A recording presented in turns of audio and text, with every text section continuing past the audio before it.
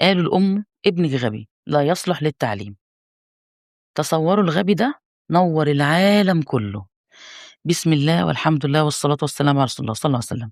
لو أنت قلقان، خايف، نِفْسك تعرف أنت هتشتغل في إيه، هتخُش إيه بالضبط، هتحقق حلمك في إيه بالضبط، إيه المكان اللي مكتوب لك على الأرض، باقول لك ما تقلقش، أنت جيت الأرض بأمر الملك. ما حدش يحكم عليك أو يتحكم فيك، ليك أحسن مكان. ربنا سبحانه وتعالى خلقك بمواهب معيّنة، مواهب خاصة، مش أي حد عنده المواهب دي، المواهب دي خاصة بيك أنت لوحدك، لإن ربنا خلق لك مكان خاص ومهمة خاصة، ركّز فيها إن شاء الله.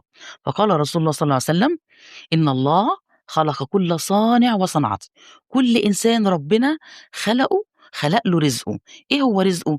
رزقه صنعته، وعشان تبقى شاطر في صنعة معينة ربنا اداك كل المواهب والإمكانيات اللي هتخلّيك ناجح في الصنعة دي بإذن الله. إيه هي؟ الله أعلم. ما حدش كان واقف لمّا ربنا خلقك أو كتب رزقك أو كتب مواهبك أو كتب المكان اللي هتبقى فيه أو الصنعة أو المهنة اللي هتقوم بيها. المهم أي مكان ربنا هيخلّيك فيه، اشتغل فيه بأمانة وبضمير، افتح دولابك، فتش عن مواهبك، اكتشف إمكانياتك اللي عندك. إن شاء الله ربنا هيوفقك وهتحقق وهتنوّر مكانك وهتحقق كل أحلامك. أديسون كان ولد في أمريكا، ولد صغير دخل المدرسة، بعد 3 شهور المدرسين من كتر أسئلة الولد اللي هم مش عارفين يجاوبوا عليها، يعملوا إيه؟ قالوا للأم: "ابنِك غبي." وكتبوا جواب إن الولد ده يطرد المدرسة ويخرج منها خالص. الأم زعلت جدًا، ولكن كتمت حزنها جواها، وما خلّتش حزنها ده يأثّر على ابنها، علّمته هي في البيت بنفسها.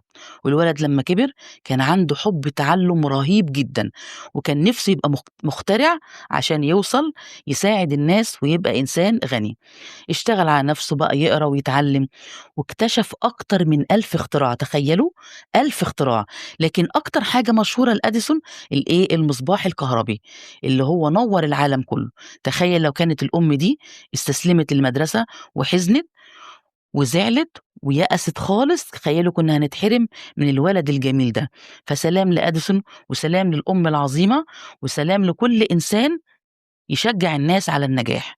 أنت جاي في مهمة، إن شاء الله هتنجح وربنا بيتمنّى لك النجاح، وربنا يوفقك إن شاء الله. اللهم إنا نسألك خير الدعاء وخير العلم وخير العمل وخير الحياة وخير الممات وخير النجاح وخير الفلاح. وصلى الله على سيدنا محمد آمين. والسلام عليكم ورحمة الله وبركاته.